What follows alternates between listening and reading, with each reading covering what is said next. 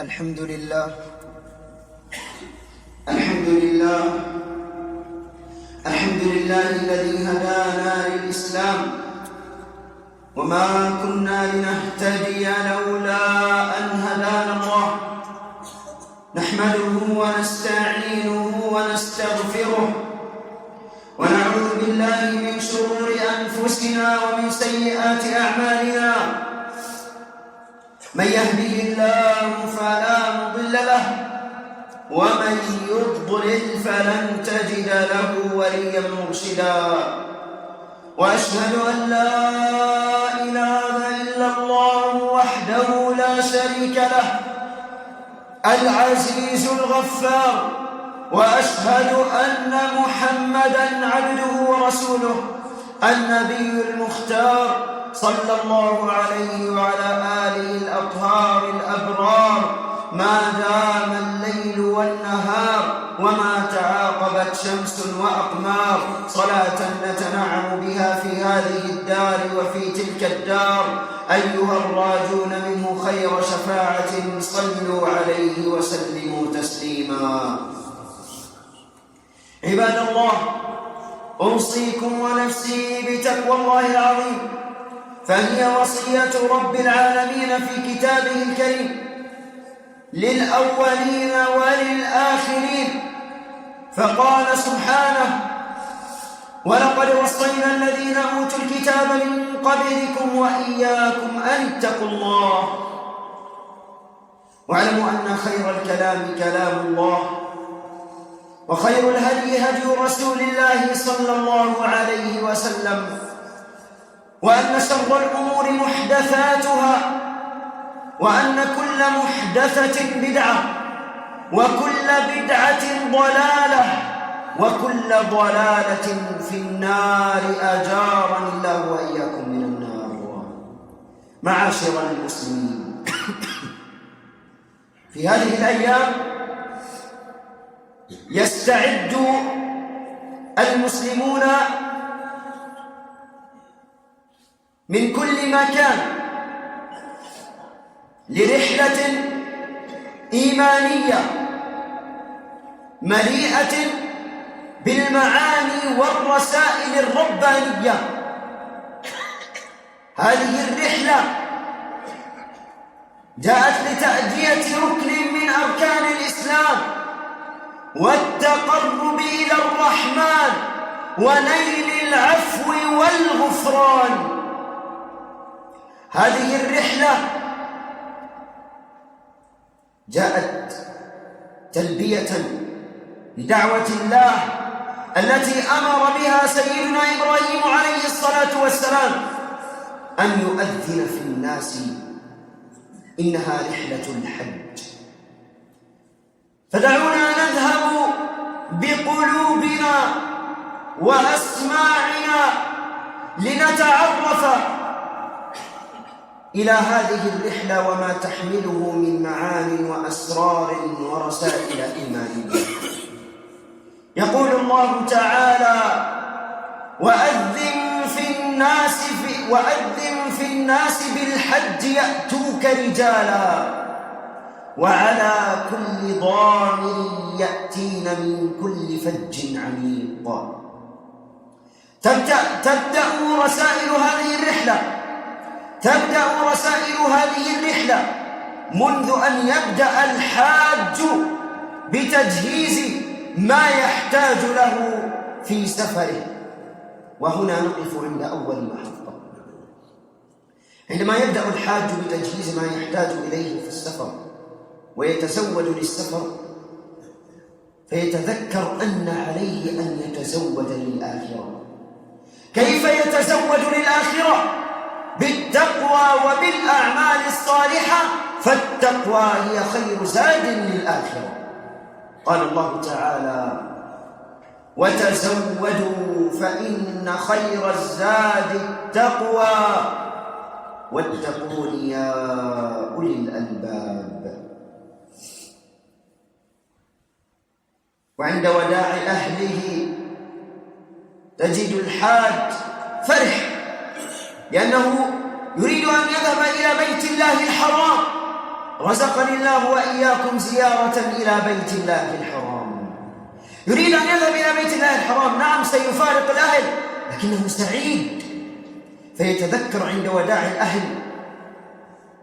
عندما يأتي اليوم الذي سيفارق فيه هذه الدنيا، فيتذكر أن عليه الاستعداد ليسعد في يوم يبكي فيه الجميع عندما يفارق هذه الدنيا.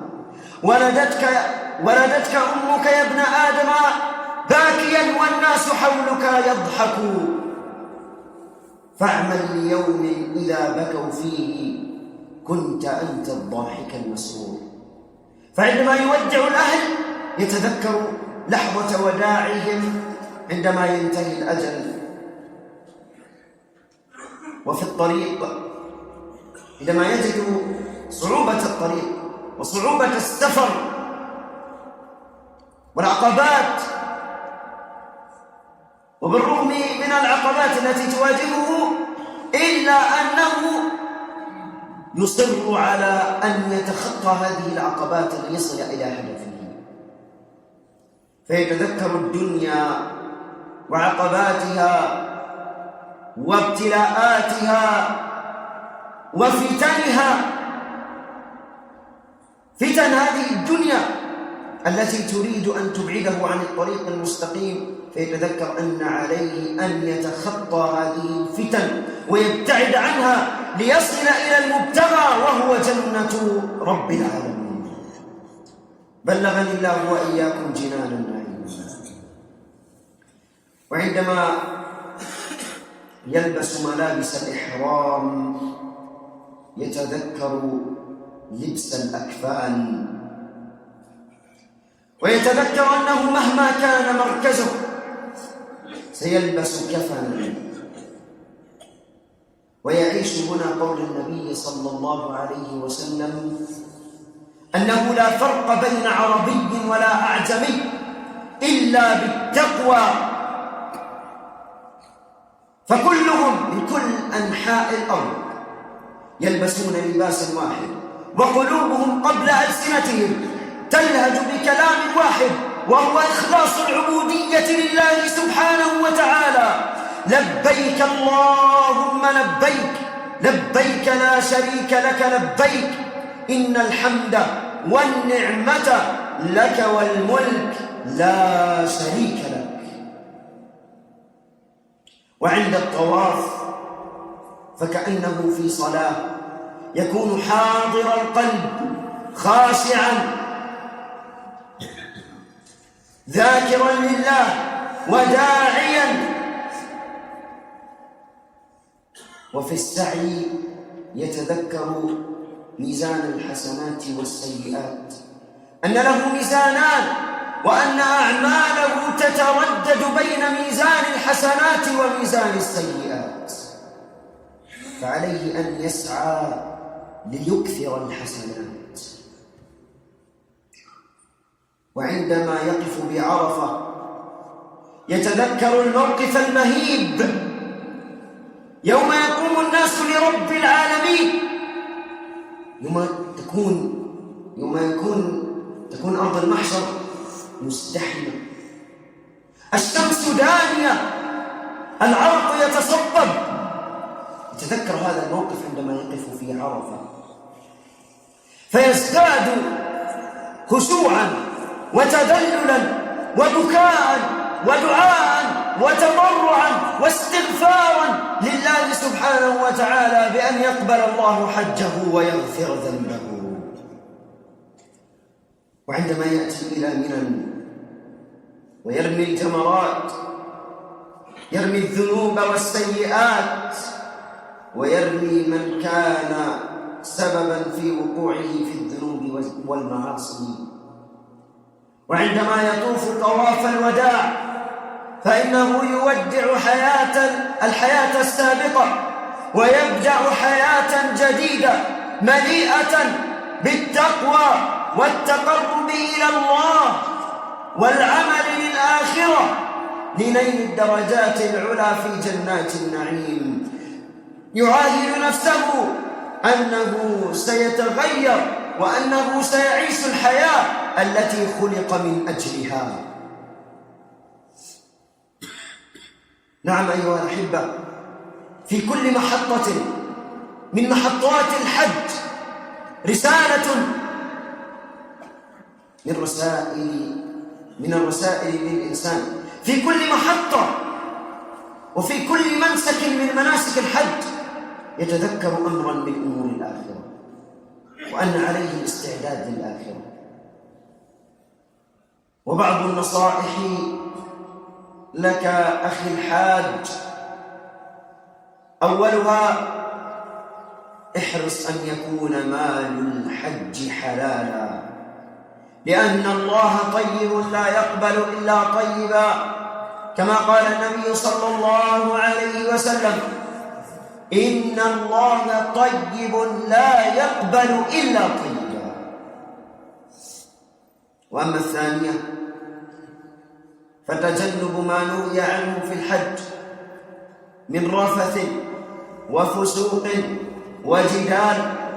قال الله تعالى: الحج أشهر معلومات، فمن فرض فيهن الحج فلا رفث ولا فسوق ولا جدال في الحج، وما تفعلوا من خير يعلمه الله، وتزودوا فإن خير الزاد التقوى، واتقون يا أولي الألباب. ويقول النبي صلى الله عليه وسلم: من حج فلم يرفث ولم يفسق رجع كيوم ولدته أمه، خاليا من الذنوب والمعاصي. وأما الثالثة فتعلم أحكام الحج، أركانه، واجباته، مبطلاته، يأتي بالأركان والواجبات ويتجنب المبطلات ليكون حجه مبرورا ويأخذ الجائزة التي وعد بها النبي صلى الله عليه وسلم لمن كان حجه مبرورا. فقال صلى الله عليه وسلم: الحج المبرور ليس له جزاء إلا الجنة. وأما الرابعة، قبل أن تغادر قريتك إلى أم القرى، وقبل أن تترك بيتك وتذهب إلى البيت العتيق، أخي الحاج، إن كان هناك حقوقا للعباد فأعدها، لأن ما بينك وبين الله ينتهي، لكن حقوق العباد لا تنتهي إلا بردها أو بعفو صاحبها عنها. فأسأل الله العظيم رب العرش الكريم أن ييسر للحجيج حجهم، وأن يجعل سعيهم مشكورا وذنبهم مغفورا، إنه سميع قريب مجيب. أقول قولي هذا وأستغفر الله لي ولكم، فيا فوز المستغفرين استغفروه وتوبوا إليه إنه هو الغفور الرحيم.